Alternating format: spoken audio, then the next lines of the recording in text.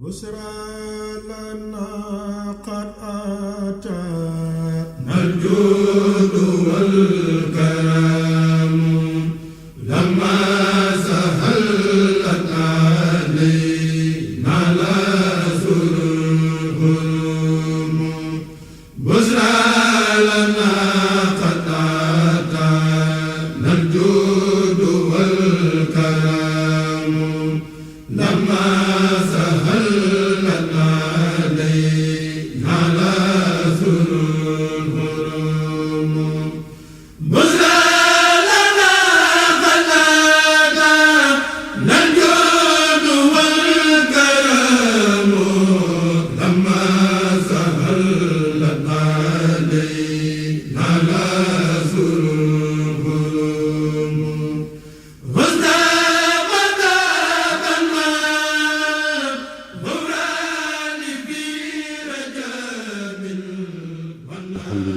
والصلاة والسلام على أفضل المرسلين سيدنا محمد وعلى آله وصحبه وأمته.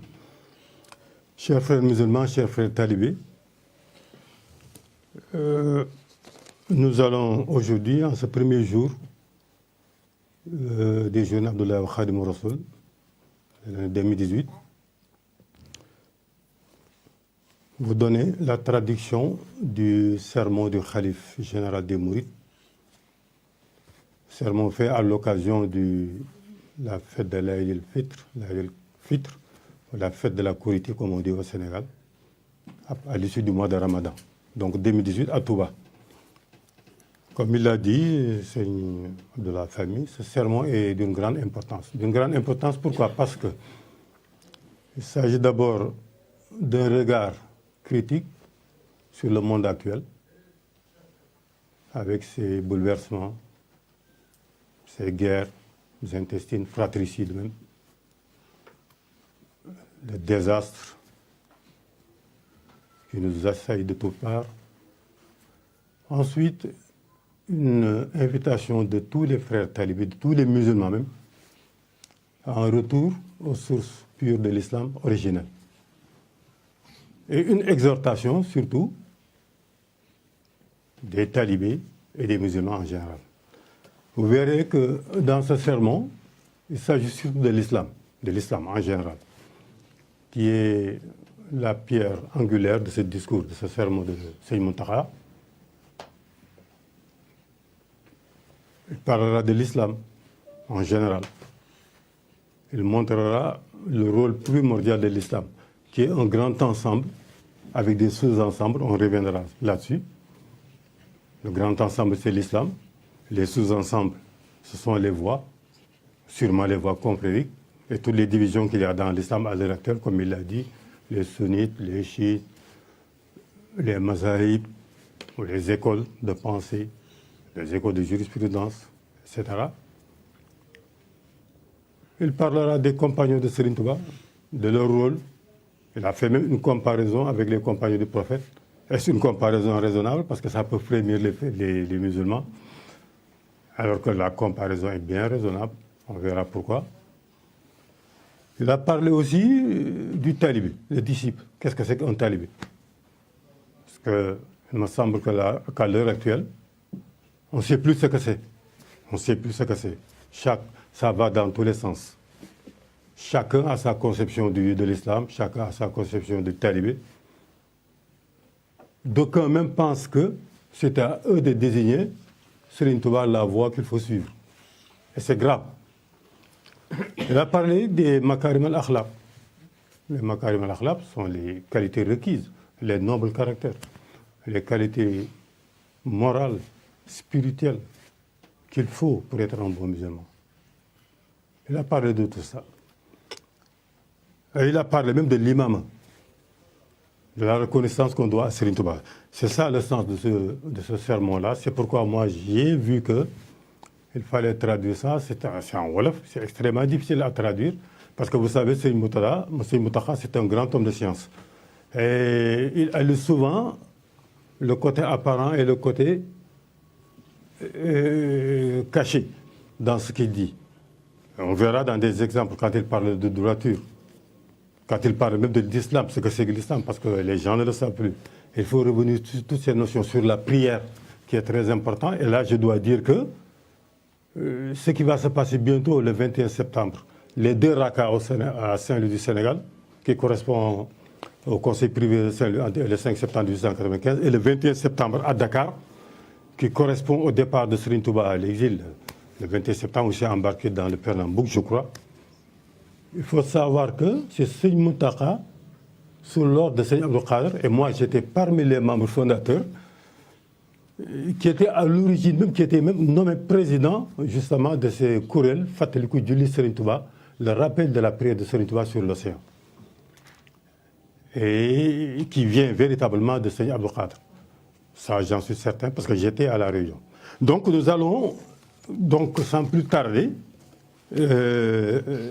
vous livrer la traduction en français de ce sermon quasi important du Khalif général des Mourides, Serigne Mountakha Ibn Cheikh Mouhamadou Bachir Ibn Khadim Rassoul. Il commence par dire: chers frères musulmans, chers frères talibés et chers voisins, nous rendons grâce infiniment à Dieu. Et nous ne cessons de lui rendre grâce de nous avoir mis en relation avec Serigne Touba. Et toute notre reconnaissance va à Serigne Touba. Lui qui s'est chargé de nous assurer la félicité dans ce monde et dans l'autre, en nous prémunissant de ce dont nous avons besoin pour la sauvegarde de notre religion, à savoir l'islam. Ne serait-ce que ces rencontres en ce jour de Korité entre talibés, nous avons là en exemple 2 imams, jeunes certes, mais préparés à la tâche selon les préceptes de l'islam et du Coran. Donc, nous sommes reconnaissants à Serigne Touba qui s'est chargé de l'essentiel en notre faveur. Ainsi, nous n'avions ni la Mecque ni Médine en matière d'imam. Je dis que tout cela, nous le devons à Serigne Touba. Outre cela, pleurons sur le sort de l'islam. L'islam qui, dans sa marche historique, a connu à ses débuts faiblesse et impuissance, entraves et difficultés de toutes sortes. Car un peu plus de 3 décades, 30 ans, après le rappel à Dieu du messager, alayhi salatu wassalam, tout semblait être bouleversé dans la Oumma. L'héritage prophétique subit alors de graves déviations et changements. En quelques années donc, tout semble être comme avant. Les petits-fils du messager d'Allah furent tués à Karbala. Et ces petites filles traînées comme des captives, des esclaves. Mal ne peut pas être plus grand. Ainsi va l'islam, secoué par de graves troubles, fitna, traversant des périodes de plus en plus sombres et calamiteuses. C'est pourquoi de grands hommes, fervents défenseurs de l'islam, se sont levés à l'instar des compagnons du messager d'Allah pour rénover l'islam et le revivifier et le sortir de cette situation désastreuse. Tout le monde sait que Serigne Touba fait partie de ces grands hommes. Décidé qu'il fut, Serigne Touba, de ramener l'islam à son état originel, en tant que serviteur du messager, alayhi salatu wassalam, en le vivant pleinement. De ses premiers disciples, Serigne Touba a fait de vaillants défenseurs de l'islam, à l'exemple des compagnons du messager. Il est légitime de les hisser à leur rang. Donc, à l'heure actuelle, notre seule préoccupation doit être l'islam. À l'instar de ces hommes qui, par leur détermination et leur travail remarquable, ont tout donné à l'islam. Pleurons sur le sort de l'islam. Pleurons de toutes nos larmes sur le sort lamentable de l'islam. L'heure est aux pleurs et aux larmes pour l'islam, et non pour les voix qui le renferment. et non pour les voies qui renferment. Car si l'islam vit et survit, alors les voies qui sont contenues dans l'islam peuvent survivre. Mais si l'islam meurt, les voies confréries aussi meurent. Donc, préoccupons-nous plutôt du sort de l'islam, sans lequel aucune voie confrérique ne saurait être. Depuis 1400 ans, depuis que Allah subhanahu wa ta'ala a révélé ce verset, Al-yawma akmaltu lakum dinakum, nous avons parfait votre religion, l'islam. Depuis cette date, à nos jours, l'islam ne connaît que des soubresauts et des troubles graves. Donc tous les musulmans sincères doivent se mobiliser pour ramener l'islam à son état originel, tel que le message l'a enseigné. Préoccupons-nous de l'islam d'abord, avant de nous pencher sur le sort des voies confrériques. Nous, les disciples de Serigne Touba, nous devons nous attendrir et pleurer à chaudes larmes pour l'islam.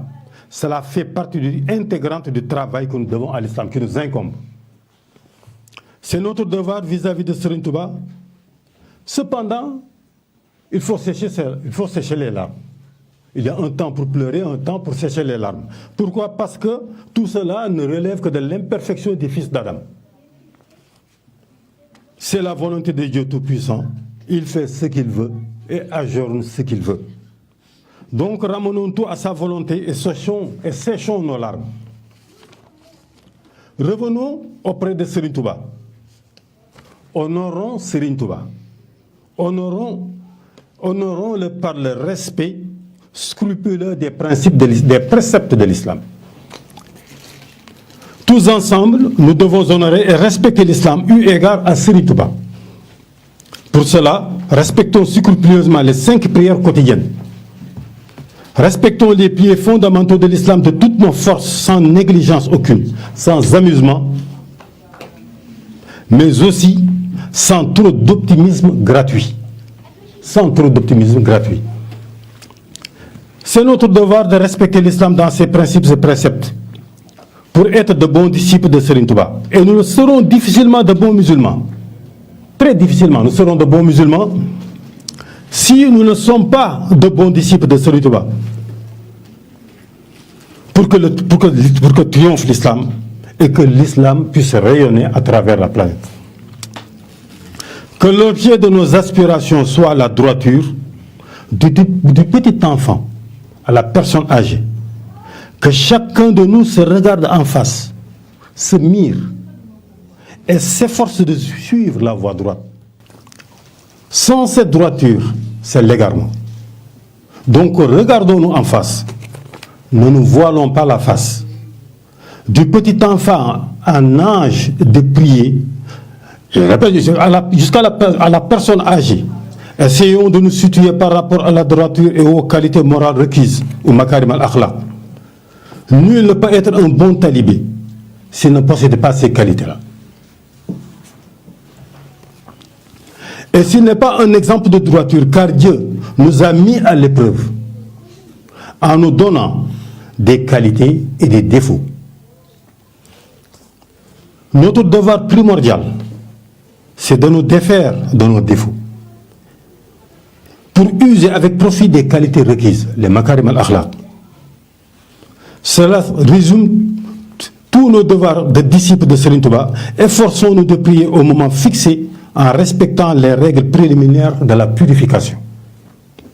Respectons les piliers fondamentaux de l'islam scrupuleusement, tels que le jeûne sacré du mois de Ramadan qui vient de s'achever. Car prier n'est pas difficile du tout. Faisons les 5 prières quotidiennes en respectant les règles de base et au moment fixé. C'est facile. Serigne Touba nous a prémunis de tout ce qu'il nous faut pour cela. Car il s'est exprimé, il a écrit, il a agi. Il s'est exprimé, nous l'avons écouté et entendu. Il a écrit, nous l'avons lu. Il a agi et nous en sommes témoins. Donc nous n'avons aucune excuse valable important. Soyons exigeants de nous-mêmes. Exhortons-nous à cela. Exhortons nos frères talibés. Exhortons nos frères musulmans. Nos enfants aussi, nous ne devons pas les oublier. C'est ainsi que nous serons sauvés des désastres, des difficultés et des handicaps de ce monde, de ce bas monde. Les difficultés de la vie nous assaillent de toutes parts. Tout le monde se lamente. Tout le monde se plaint. Or, nous sommes véritablement responsables de nos propres malheurs. Si chacun d'entre nous faisait son devoir, il n'y aurait pas eu de problème et d'entrave. Si nous n'accomplissons pas nos devoirs, que l'islam nous impose, nous ne cesserons jamais de nous lamenter et de pointer un doigt accusateur vers Dieu.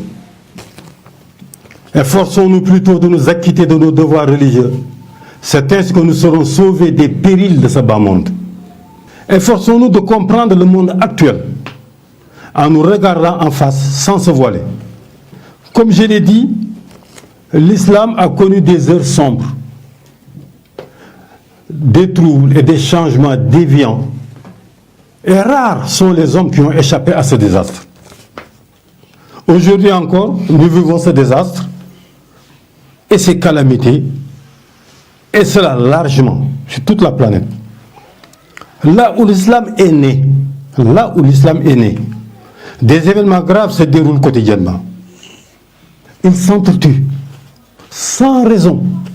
Et ce, à ce jour où je vous parle, ces tueries, ces guerres intestines ne reposent sur rien,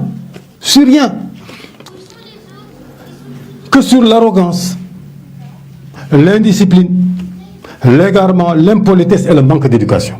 Rien d'autre. Revenons donc à Serigne Touba, revenons à l'islam, revenons à Serigne Touba, évitons de nous égarer. Rien ne peut nous sauver si ce n'est obéir aux ordres d'Allah et s'abstenir de ses interdictions. Or, tout cela est détenu entre les mains de Serigne Touba.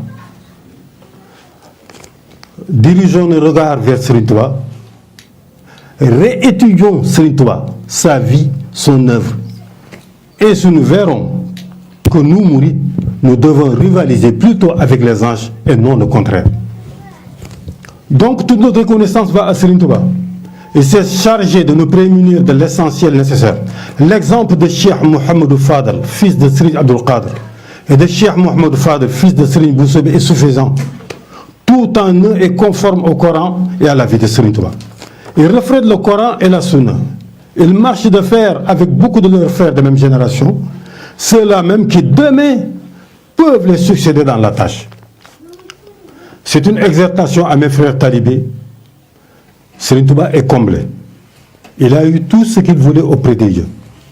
Que celui qui veut être parmi les siens, qu'il se regarde en face et qu'il marche dans la droiture, qu'il ne se préoccupe que de droiture.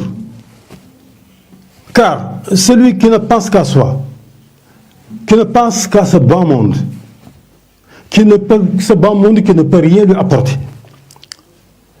et qui même ne peut rien pour soi-même, qui ne s'intéresse pas à Dieu, qui ne s'intéresse pas au prophète, celui-là n'a pas la foi, il est perdu. Car la foi et la vraie foi nous obligent à changer de démarche forcément. Je vous remercie. C'était là le discours de Seigneur Mohamed Mountakha lors de la Korité.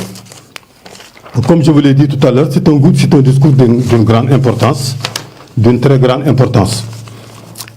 Et actuellement, nous allons essayer de reprendre certains grands points de ce sermon et d'ouvrir un débat pour ceux qui voulaient participer à ce débat-là.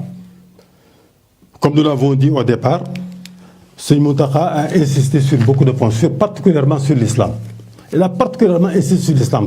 Ce sermon-là n'est pas centré sur les voies confrériques, ni sur les factions qui composent l'islam, comme l'a dit Seigne Farmi tout à l'heure, à savoir les grandes familles islamiques telles que les sunnites, tels que les chiites, ou en tout cas ceux qui se disent sunnites et ceux qui s'appellent chiites.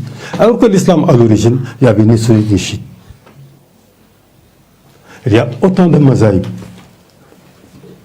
Malikites, les Hanbalites, les Shafiites, les Hanafites, les Ja'farites et d'autres qui ont existé avant. L'islam est un peu divisé un peu partout. Chacun tire de son côté, alors qu'il n'y a qu'une seule vérité. Donc Seigne Mountakha, lui, s'est placé comme le digne successeur de Serigne qui est le Khadim Rassoul. Khadim Rassoul, c'est lui qui y est venu, non pas pour mettre sur place des confréries ou des voix, mais pour l'islam.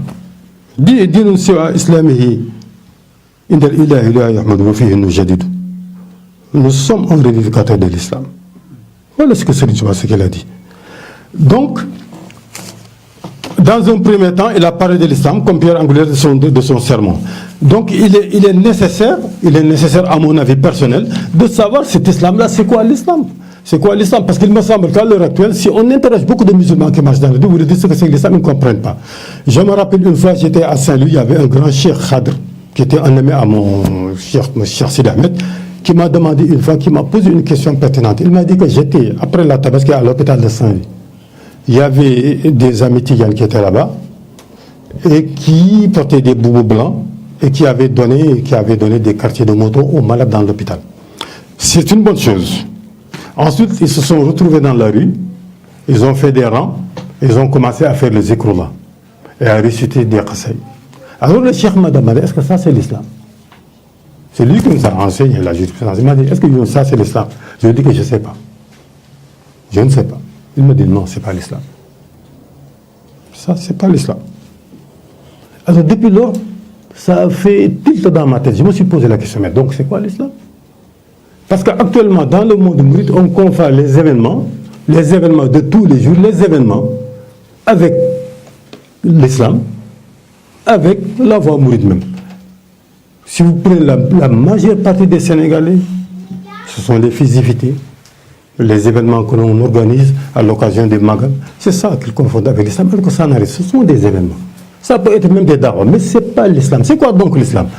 Et de là, moi, je vais vous donner quelques vers de Serigne Touba pour définir cet islam-là. Et vous allez voir. Il dit Hamdan liman qadamana bit tawhid wal fiqh wa tasawwuf al majid musalan allazi atana al iman wal islam wal ihsan.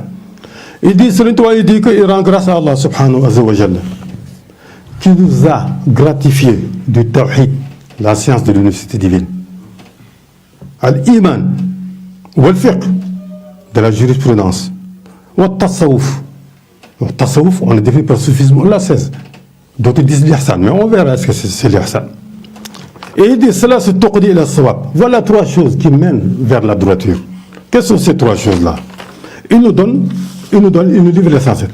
Ad-din, il dit que le din, la religion, dont on parle de Seigne Mountakha dans ce discours d'islam, c'est quoi? Aqsamu hajim, se divise en trois choses. Bil istiba, sans controverse. Awwaluha al-iman, la foi. L'islam ba'dhuma ihsan. L'islam proprement dit. Les 5 piliers fondamentaux. Il a parlé des 5 piliers fondamentaux dans ce sermon. C'est quoi ces 5 piliers fondamentaux? Ihsan. L'ihsan, d'autres le traduisent par bienfaisance, mais le prophète lui l'a traduit par toute une phraséologie. Mais c'est quoi maintenant cet iman-là? Il dit, c'est une Touba qui parle. Il dit que cet iman, la foi, c'est quoi? La foi, c'est ce que l'on atteint bit-tawhid. Le tawhid, la connaissance de la science de l'unicité divine et l'application, la mise en pratique de cette science. Connaître la science de l'unicité divine, la mettre en pratique pour avoir l'iman complet, la foi complète. L'islam, c'est quoi? Il dit wasani bitafawqil majid.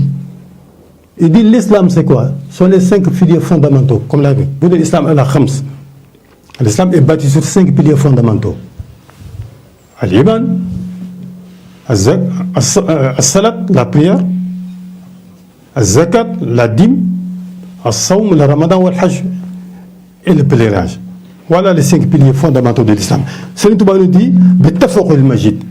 C'est par la connaissance de la jurisprudence et l'application de ce droit canonique que l'on peut avoir l'islam parfait.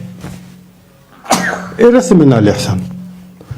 Wasihatu salis bitasawuf. Et là, c'est pour il dit bitasawuf.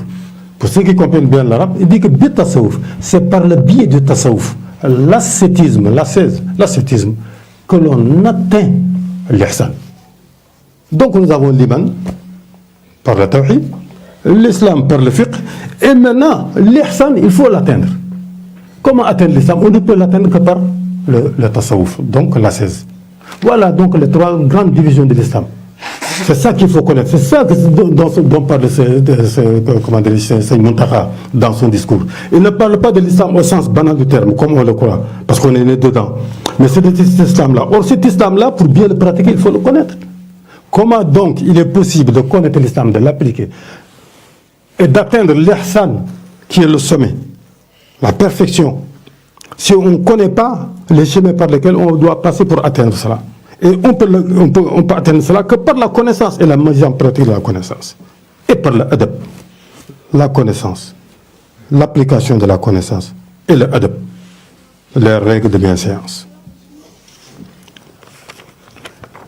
Et il dit à Tawhid, la science de l'unité divine, Ruh-ud-Din, c'est l'âme de la religion. C'est comme si vous prenez un être humain.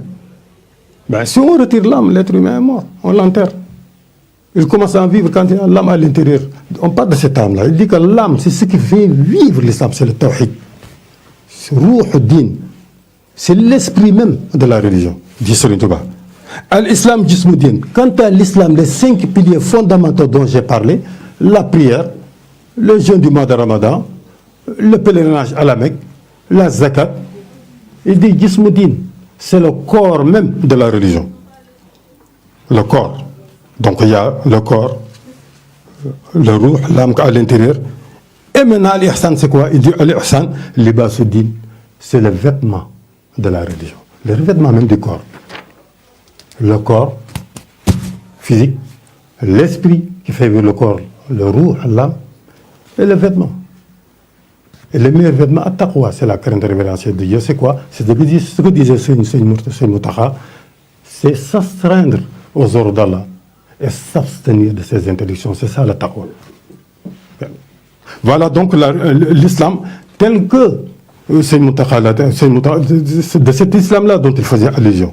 Et le prophète dans un hadith dit Rasul Amr al-Islam, la tête des choses, l'essentiel, le principal c'est l'islam. Amoudou as-salat. Mais la colonne vertébrale, si l'être humain, sa colonne vertébrale est abîmée, il ne tient plus debout. Pour que l'islam puisse tenir debout, c'est la prière, la salat. C'est pourquoi elle a insisté sur la prière, en disant que la prière est facile. Mais cet islam-là, le prophète alayhi salatu wa salam, dans un hadith célèbre, avait dit que cet islam sera subdivisé, c'est ce dont il a parlé tout à l'heure, les grandes divisions de l'islam-là, divisé en 73 factions. Cela, c'est wasab et firq. L'islam sera divisé en 73 factions. Illa wahida. Il n'y aura qu'une faction qui sera sauvée. C'est laquelle? Il dit Hum man kana ala misli ma ana al-yawma wa ashabi. C'est la faction qui se conforme à ce que j'ai fait moi et mes compagnons. C'est de cet islam-là dont Serigne Mountakha parle. Et dont Serigne Touba disait Nazafatu kulli min Allah wa taharat. Le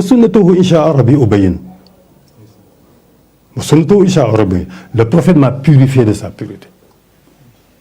Et Inch'Allah, je montrerai sur toute la face de la planète sa véritable sunna, sa tradition pure. C'est pourquoi, alayhi salatu wa salam disait La tazalu ta'ifa min ummati ala al-haq mansura, la yadruhu man khalafahum. Il dit qu'il y aura un groupe dans ma communauté qui restera attaché à la vérité, fermement. C'est quoi ce taïf? Jusqu'au jour de la résurrection. Et personne ne pourra le dévier. personne ne pourra nuire ces gens-là. Ils sont restés attachés à la vérité. Il y a une autre version qui dit Zahirin al-Haq fil Maghrib. Ils l'ont localisé dans le couchant. Mais là, c'est dans le sens général. Il dit que ce taïf-là, c'est quoi? C'est Ahlul Sunnah. Ce sont les gens de la Sunna, les gens qui sont restés attachés à la Sunna du prophète Mohammed, tel que Serigne Touba le pratiquait. Et c'est Sunna à laquelle Serigne Mountakha fait allusion. Pour que les mourides sachent, pour que les musulmans, il ne s'agit plus seulement des mourides, mais de tous les musulmans. On en viendra au terme de ce qu'il a dit sur les mourides. Ce sont donc ceux qui sont attachés à la Sunna du prophète alayhi salatu wassalam. Voilà donc l'islam dont parle Serigne Mountakha. Quant aux 5 prières où il a insisté, je vous ai dit tout à l'heure que vers les années, ça fait plus de 20 ans, je pense, je me rappelle plus exactement de la date, il a été mis sur pied à Dakar, au Parcelles Assainies, sous la présidence de Serigne Mountakha, un kuréel qui s'occupait du rappel de la prière de Serigne Touba sur l'océan Atlantique, comme on l'a dit, sur les chemins de l'exil. Il a parlé de ça. Pourquoi justement cet événement-là? Est-ce que c'est un événement comme tous les événements qu'aiment les mourides? Non, ce n'était pas ça. C'est Seydi Abdou Qadir qui a été à l'origine de cela. Comment il a été à l'origine de ça? Seydi Abdou Qadir est venu voir Sokhna Maïmouna Mbacké, la fille de Serigne Touba, la fille cadette de Serigne Touba. Il est venu lui rendre visite. Sokhna Maïmouna est descendue s'asseoir par terre. Seydi Abdou Qadir est assis sur le lit de Serigne Moïmouna. Il a regardé une gravure en face de lui. Sur cette gravure, il y avait Serigne Touba qui priait sur l'océan. Seydi Abdou Qadir regardait longuement cette gravure. Après, il a dit à Sokhna Maï, sa sœur, ce dont les mourides doivent se préoccuper, c'est ça. Faire des recherches sur cette prière-là. Et il s'est tué, il est parti. C'est Mountakha a eu vent de ça. Il a créé ce kuréel-là pour le rappel de la prière sur l'océan. Le but, c'était tout simplement pour faire comprendre aux mourides l'importance de la prière. Parce que si Serigne Touba est allé jusqu'à sacrifier sa vie pour prier sur l'océan, comme il a dit lui-même, il a bel et bien écrit. Il y a quelqu'un qui m'a posé la question, jusqu'il a écrit, il a dit, si je me rappelle du vers, parce que j'ai mal dormi hier, donc je ne me rappelle pas beaucoup, je vais me rappeler de ce vers-là, où il dit que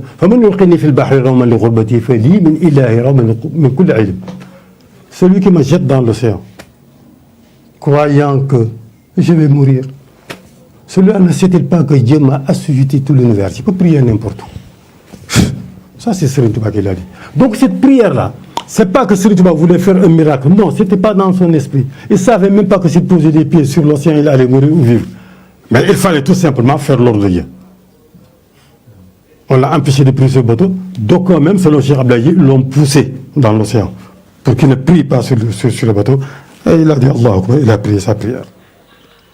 Donc, on prie. Donc, de cette prière-là, il a parlé au mourides. Mais la prière ne se fait pas comme ça d'une manière banale. Il y a des règles, des préceptes pour la prière. Et Serigne Mountakha a insisté sur le fait de prier aux heures, au moment prescrit. La prière de Fajr, il y a un moment fixé pour ça. La prière de Zohr, de Asr, de Maghrib, Isha, il y a un moment fixé. Donc, c'est un mouride maintenant d'aller savoir ça, puisque Serigne Touba a écrit Jawharun Nafis pour ça. Il a écrit Jawharun Nafis, où tout est bien expliqué. C'est au mouride d'aller chercher la connaissance. Ils n'auront pas d'excuses. Et de faire les prières au moment qu'il faut. De faire les prières au moment qu'il faut, avec la purification. La purification, c'est quoi? C'est soit l'ablution, soit la grande ablution, le lavage complet, soit le tayammum. L'ablution pour celui qui est sain, qui est sédentaire et qui a de l'eau, il fait l'ablution. Celui qui est en voyage ou qui est malade et qui n'a pas d'eau, il fait le tayammum. Les trois, ceux qui voient les, comment on appelle ça encore, les haïds, ça veut dire les menstrues pour les femmes, ou celles qui voient l'écoulement du sang après l'accouchement, ou les couples qui ont eu des rapports intimes, je parle des mariés, je ne parle pas des autres, je parle de ça là, qui ont eu des rapports intimes, ils sont obligés de faire la grande ablution pour faire la prière. Ça veut dire que donc, on ne peut pas faire la prière de manière banale en faisant le tayammum comme il faut, ou même en ne le faisant pas. J'ai vu des gens qui prient même sans faire le tayammum. Quand on leur dit de prier, ils disent que non, moi j'ai déjà attrapé Serigne Touba en Wolof, comme ils le disent. Donc j'ai déjà attrapé Diap, ça veut dire attraper, j'ai attrapé Serigne Touba, je ne fais pas de Diap. Et ils prient. Ils se trompent eux-mêmes. C'est pourquoi Serigne Mountakha dit dans son sermon, regardons-nous en face, ne nous voilons pas la face. Soyons sincères et non hypocrites. Voilà la vérité. Serigne Touba a écrit, il a dit, il s'est exprimé. Il a écrit, il a agi, il l'a dit lui-même. C'est un de ses petits-fils qui me l'a dit à Gouimine. Il m'a dit que moi j'ai fait un dara sans plume ni encre. Le dara du prophète Mohammed, je lui ai dit que c'est quoi ce dara? Il m'a dit qu'enseigner aux gens, c'est ce qu'il faut. Parce que Serigne Touba s'est exprimé, on l'a entendu. Il a écrit, on l'a lu. Il a agi, on est témoin. Et il a dit que je suis célèbre, je suis connu partout. Je suis resté longtemps sur cette presque 74 ans, ou 75. Votre devoir, c'est de venir vers moi pour m'accompagner dans la voie de Dieu. Celui qui l'a fait, il a fait son devoir. Voilà ce que Serigne Touba a dit. C'est ce que Serigne Mountakha a dit. Pour exhorter les mourides, comme je l'ai dit, c'est à aller prier. Donc voilà deux choses essentielles. Mais ce qu'il faut comprendre surtout, il a insisté sur un point, que c'est l'islam qui est en péril à l'heure actuelle. Quand quelqu'un au Sénégal s'est exprimé en remettant en question un terme qu'il ne maîtrise pas, Baka Maka, il ne s'attaque pas aux voies confrériques, il s'attaque à l'islam même. La réponse qu'il doit recevoir doit être une réponse globale de l'islam, mais pas une réponse confrérique. C'est ça le grand problème. Donc Serigne Mountakha insiste sur ça, que ce qui est en jeu à l'heure actuelle, c'est l'islam et non les voies confrériques. Parce que Serigne Touba n'est pas venu ici pour des histoires de voies confrériques. Il dit moi je suis le serviteur de l'homme de Médine, de Rasoul alayhi salatu wassalam. Je ne suis le serviteur d'aucun pôle à la tête d'aucune voie. Je suis le serviteur de Rasoul alayhi salatu wassalam. Donc il se situe là où se situe le prophète alayhi salatu wassalam. C'est ça dont parle Serigne Mountakha. Parce que si l'islam c'est le grand ensemble, les sous-ensembles sont les voies. Mais si le grand ensemble est en jeu, mais que deviennent alors les sous-ensembles qui sont contenus dans la voie? Donc ce qu'il faut sauver à l'heure actuelle, c'est l'islam même qui est agressé de l'intérieur comme de l'extérieur. Parce que ce débat a dit que ma voix, je l'ai préservée. Le facteur de destruction ne viendra pas de l'extérieur. La voie est préservée. Mais méfiez-vous du verre de l'intérieur. Le verre est à l'intérieur, c'est là le problème. Donc les mourides à l'heure actuelle doivent revoir leur position, se regarder en face et savoir qui est Serigne Touba. C'est pourquoi il dit réétudions Serigne Touba. Et ensuite il a parlé d'un problème essentiel, le makarim al-akhlaq. Les makarim al-akhlaq, c'est quoi les makarim al-akhlaq? Il dit qu'on ne peut pas être un talibé. C'est quoi un talibé? Il définit, lui, Serigne Mountakha. Il dit qu'un talibé, ce sont les makarim al-akhlaq. C'est-à-dire que les nobles caractères, les hautes qualités morales, spirituelles qu'un talibé doit avoir. Et il le définit, c'est quoi? C'est makarim al-akhlaq. Vous savez que le prophète alayhi salatu wa salam a dit innama bu'istu li utammima makarim al-akhlaq. Je n'ai été envoyé que pour parfaire, que pour compléter les qualités, les hautes qualités morales qu'il faut. Ça veut dire que tous les prophètes, selon Cheikh Ismaïl, qui est un grand ami ici, un grand homme de Dieu, il m'a expliqué ça. Il m'a dit que les prophètes il y a plus de 124 000 prophètes, depuis Adam jusqu'à Mohammed alayhi salatu wassalam. Chacun est venu enseigner sa part. Leur but c'était quoi? C'était d'éduquer les gens, de les ramener à Dieu, de les réconcilier avec Dieu. Mais ce n'était pas complet, ce n'était pas parfait. Et le prophète Mohammed sallallahu alayhi wa sallam est venu pour compléter justement, comme a dit, c'est un trait de noble caractère. Et parmi lesquels il a dit que tout cela se résume dans 10 choses. Il dit que toutes ces qualités-là morales qu'il faut pour être un bon talib, et être un bon talib, c'est être un bon musulman, dit Serigne Mountakha, se résume dans ce hadith prophétique, où il dit que dit sil man qata'ak, i'ti man haramak, wa'fu aman zalamak. 3 choses qui résument l'ensemble des qualités qu'un musulman doit avoir. Le prophète alayhi salatu wa salam, il dit que va vers celui qui te tourne le dos.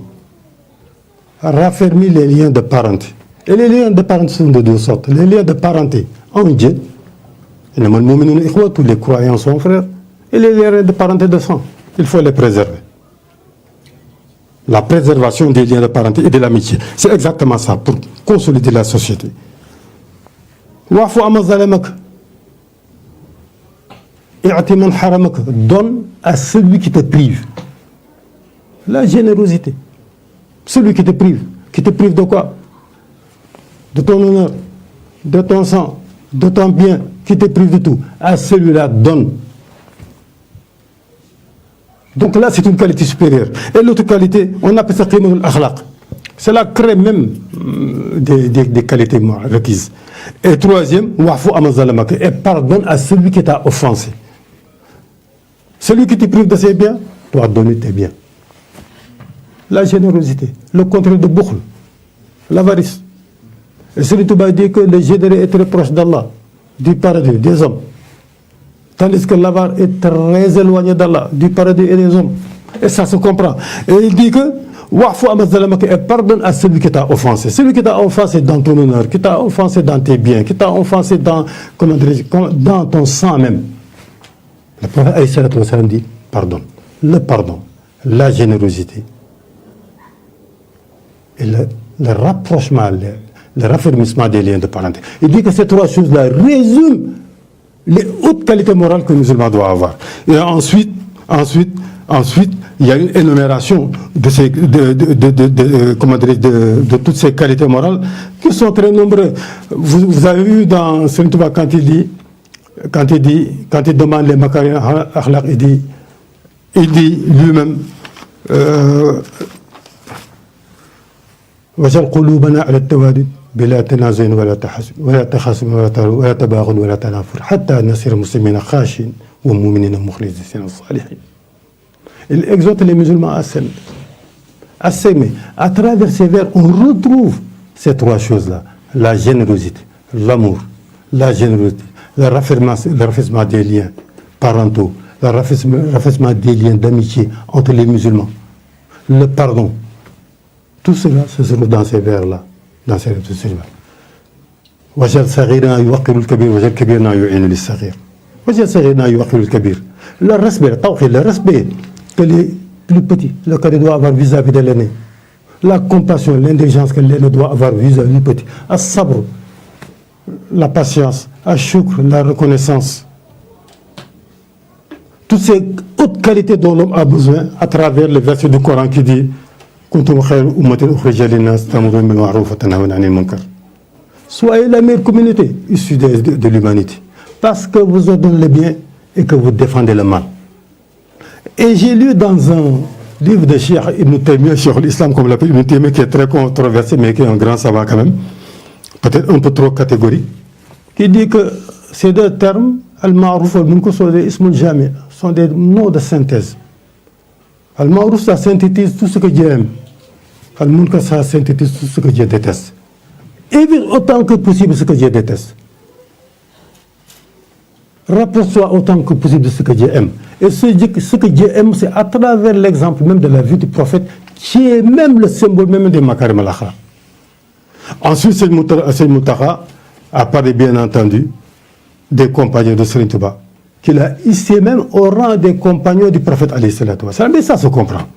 Les compagnons du prophète alayhi salatu wa salam, c'était de vaillants hommes, de grands hommes, comme il a dit au départ, qui se sont levés pour l'islam, qui ont accompagné le prophète dans son immigration de la Mecque à Médine, qui étaient à côté de lui à Khandak, qui étaient à côté de lui à la bataille du Fossé, qui étaient à côté de lui à Uhud, qui étaient à côté de lui à Badr, qui l'ont accompagné jusqu'à sa dernière demeure à Médine. Les compagnons de Serigne Touba, c'était pareil. Ils l'ont accompagné toute sa vie, dans toutes ses pérégrinations périlleuses, calamiteuses, chaotiques,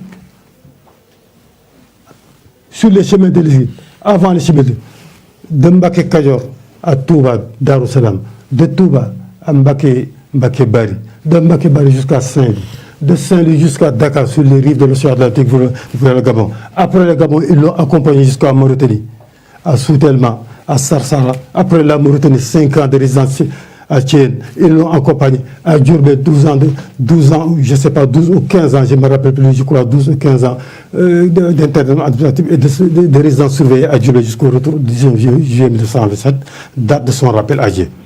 Donc il a comparé les compagnons de Serigne Touba aux compagnons du prophète. Il les a hissés à ce rang-là, parce que c'était des vaillants hommes. Ceux-là ont accompagné Rassoul dans toutes ses difficultés, dans toutes ses calamités, dans son parcours. Ceux-là ont accompagné Khadim Rassoul. C'est à ce titre-là qu'il faut connaître que la comparaison-là devient raison. Ensuite, il a parlé du disciple. Le mouride, c'est quoi le mouride? Il l'a bien défini, il dit que le mouride, c'est tout simplement les makarim al-akhlaq. Le mouride, c'est les makarim al-akhlaq, ça veut dire les nobles caractères. Les nobles caractères. Et qu'est-ce qu'on voit aujourd'hui à travers la famille mouride, en France ou ailleurs? C'est la division. Chacun tire de son côté, chacun va de son côté. Et chacun croit détenir la vérité, il n'y a qu'une seule vérité. Ils ne connaissent même pas les écrits de Serigne Touba. C'est pourquoi Serigne Mountakha dit que réétudions Serigne Touba. Réétudions Serigne Touba, sa vie et son œuvre. Parce que le jour où nous saurons qui est Serigne Touba, nous allons rivaliser avec les anges. Rivaliser avec les anges dans quoi? Dans les actes d'adoration. C'est quoi un ange? Un ange, c'est quelqu'un qui ne commet pas d'interdiction, qui ne commet pas de péché. C'est dans ce sens. Nous sommes des humains, nous mangeons, nous vivons, nous mourons. Les anges ne nous boivent pas que de par tasbih, de glorification. Mais nous mangeons des aliments. Donc il veut dire tout simplement que la voie mouride, c'est la voie des anges, dans le respect des ordres d'Allah et dans l'abstention quant à ses interdictions. C'est ça qu'il veut dire. Or, actuellement, qu'est-ce qu'on voit? Il a bien défini le mouride. Ces makarim al-akhlaq n'existent plus. Les cadets ne respectent plus les personnes âgées. L'honneur et le droit des personnes âgées sont foulés aux pieds. Ceux qui sont mis en avant, ceux qui détiennent l'autorité ne sont pas respectés. Vous voyez ici à Paris, ils disent que maintenant les anciens c'est fini, c'est nous les jeunes. Or, Serigne Touba n'a pas procédé comme ça. Quand il est venu lui, pour écrire ses œuvres, il a commencé par glorifier les anciens qui ont écrit tous les Ibn Atta'illah, Imam Ghazali.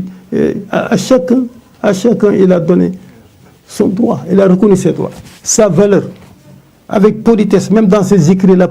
Dans la communauté mouride, il n'y a même plus de politesse pratiquement. Ici en France particulièrement, c'est la désunion, c'est le manque de politesse. Personne ne respecte personne. Le tiraillement. Serigne Touba, la vie, les œuvres de Serigne Touba ne sont connues, ne sont faites que pour chanter. Que chanter? Ce sont des mourides du dimanche, avec des courelles pour chanter, comme les chrétiens du dimanche. Après, c'est terminé. C'est une récréation. Chacun crée son courelle, chacun crée son petit mouvement, journée de Qassaïd, journée de ceci, journée de cela. Non pas pour l'honneur de Serigne Touba et de l'islam et le triomphe de l'islam, mais uniquement pour leur poche. À l'heure actuelle, ce que Serigne Mountakha a dit, ce qui s'est passé au temps du prophète, le massacre de la famille du prophète, 30 ans après le prophète, alors que Dieu avait dit dans le Coran, nous avons parfait votre religion, la religion est parfaite. Même pas 30 ans, c'est la déviation. Chacun va de son côté. Omar assassiné, Ousmane assassiné, Ali assassiné, Hussein égorgé à Kalbara, Hassan empoisonné, les petites filles du prophète traînées comme des captifs devant Yazid, le fils de Muawiyah, qui est le premier à introduire la dynastie dans l'islam. Une grande trahison de l'islam, qui est à l'origine, comme il l'a dit tout à l'heure, de la dynastie des Omeyyades, après les Abbasides. Depuis lors, l'islam ne connaît que des soubresauts et des calamités jusqu'à l'heure où l'on parle. Vous allez, l'Irak est détruit, le Yémen est en voie de destruction. On lance des missiles sur l'Arabie Saoudite, sur la terre du prophète. L'Égypte est sur le point d'être détruite. La Syrie détruite. La Libye détruite, livrée à des bandes de pillards. Le Nigeria est en soubresaut. Le Nord Mali en soubresaut. Les bouleversements partent jusqu'aux portes du Sénégal. La Mauritanie est secouée. Tous les pays musulmans sont secoués à l'heure actuelle. Et Seigneur Moutada nous dit que ces guerres interdites-là ne sont pas des guerres pour le triomphe de la foi. Non, ce n'est pas vrai. Ils se guerroient et s'entretuent en Orient comme en Afrique pour des raisons de leadership et de pouvoir. C'est tout. Parce que c'est le baril. C'est des gens qui sont devenus insolents, arrogants, parce que trop riches. Et comme il a dit, si l'argent du pétrole était utilisé à bon escient, les Somaliens ne seraient pas là en s'entretuer. Si l'argent n'était pas utilisé pour acheter le Paris Saint-Germain et construire des immeubles qui vont dans le ciel et inutiles à Abu Dhabi et ailleurs, les Sénégalais, les Somaliens, les Éthiopiens et les Érythréens ne seraient pas morts dans les océans. Ils ne seraient pas là à frapper aux portes de l'Europe, qui ne vit que sur le dos des pays du tiers-monde. Qui ne vit que sur le dos des pays du tiers-monde et qui saccage les biens du tiers-monde. Ça, c'est dû à quoi? Toute cette manne de richesses que Dieu a mis entre les mains des croyants pour honorer l'islam, ils l'ont utilisé à d'autres fins. Le Nigeria est le pays le plus truffé de menteurs, de voleurs et d'escrocs. Un grand pays musulman. Le Mali, on égorge, comment dirais-je, les albinos pour des raisons politiques. Et personne ne dit rien. Au Sénégal, on égorge les enfants pour des raisons politiques. On donne des milliards, on envoie des militaires pour aller aider l'Arabie Saoudite à attaquer le Yémen, soi-disant pour protéger la Mecque. Alors que cette guerre est une guerre injuste. Ce n'est pas une guerre juste. Ce n'est pas une guerre de la foi. Le prophète sallallahu alayhi wa sallam faisait des guerres défensives. Il n'a jamais cherché à propager la foi par des armes, mais comme il l'a dit, par la hikmah. Par la hikmah. Et voilà où nous en sommes à l'heure actuelle. Et c'est dramatique. Le monde est rempli d'injustice, de sang, de sueur et de larmes. Et c'est justement à ce moment-là où les prémices des signes précurseurs justement de l'avènement du Mahdi est là. Et du Messie Dajjal, comme il l'a dit, ce n'est pas un système, c'est un homme, un borgne. Le prophète a dit que c'est un homme. Je vous rappelle une histoire pour vous dire que c'est un homme. Le prophète a parlé de sabbats qui devaient entrer au paradis et qui rampaient. Ce n'est pas une métaphore, c'est comme ça qu'il va rentrer. Quand le prophète dit que c'est un homme, c'est un être humain, un borgne qui sera là avec sa fitna, que Dieu nous préserve de cette fitna. Mais les signes précurseurs sont là, c'est le système qui est là. Parce que moi je l'ai appris à la Dara quand j'étais jeune, on nous disait que c'est un système. C'est au moment où le canal de Suez sera creusé. C'est fait. Et c'est fait. C'est au moment où justement le monde sera divisé.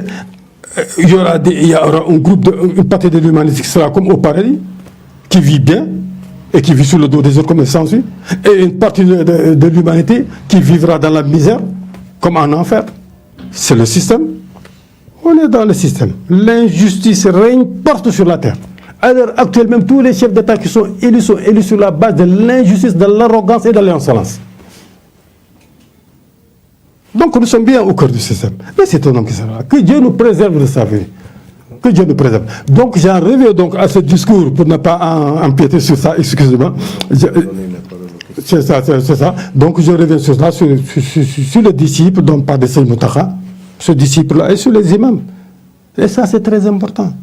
Quand il a parlé de l'imam en citant Cheikh Mohamed Fadel ibn Cheikh Abdul Qadir et Cheikh Mohamed Fadel ibn Cheikh Seigne Boussoubé, c'est très important. C'est pour montrer que Serigne Touba, avec Serigne Touba, on n'a pas de complexe. Serigne Touba nous a libérés de l'Orient comme de l'Occident. Parce qu'il a compris, inna akramakum inda Allahi atqakum.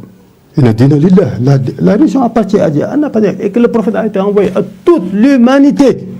Comprendra qui comprendra. Sans complexe. Donc le talibé pour Serigne Moutara sont ces traits de noble caractère qu'il faut acquérir et que les mourides doivent rechercher en réétudiant Serigne Touba et la vie de Serigne Touba. Et il dit qu'il n'y a pas d'excuse. Nous n'avons pas d'excuse. Il a écrit, il a parlé et il a agi. Nous n'avons pas d'excuse. À l'heure actuelle, nous vivons une époque où nous allons vers la recherche de la connaissance et son application avec les règles de bienséance, le adab. Celui qui croit que la voie de Serigne Touba, c'est la voie d'un data talak, comme on le dit, l'amusement, eh bien, il se trompe. Serigne Moutara a dit que pas d'amusement de négligence, pas d'excès d'optimisme en disant que je suis mouru, je vais aller au paradis. Non. Il faut suivre les préceptes de Serigne Touba et suivre l'exemple de Serigne Touba. Il faut regarder les anges qui ne transgresse jamais les ordres de Dieu et rester sur voie-là. Voilà l'essentiel de ce sermon de Seigne Mountakha. Et je dirais tout simplement en conclusion que le véritable mouride, le véritable disciple de Serigne Touba, c'est ce que Seigne Mountakha a dit, c'est le trait de noble caractère.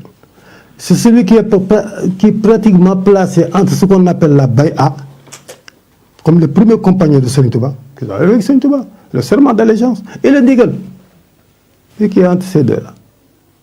S'astreindre aux recommandations, s'abstenir des interdictions, et marcher selon les ndigal du Cheikh. Le mouride, c'est celui qui ne possède rien et que rien ne possède. Allahumma salli ala Sayyidina Muhammad wa ala Sayyidina Muhammad wa sallim.